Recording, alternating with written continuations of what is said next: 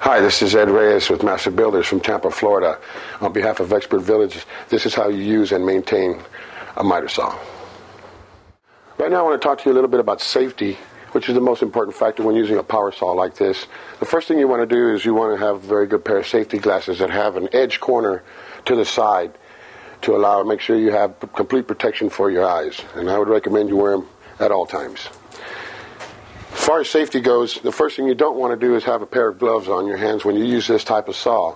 For the main reason that while you're cutting, if for some reason a piece of fabric or anything else that would get in the way would get caught to that blade, of course it would yank your hand in, and we don't want that to happen.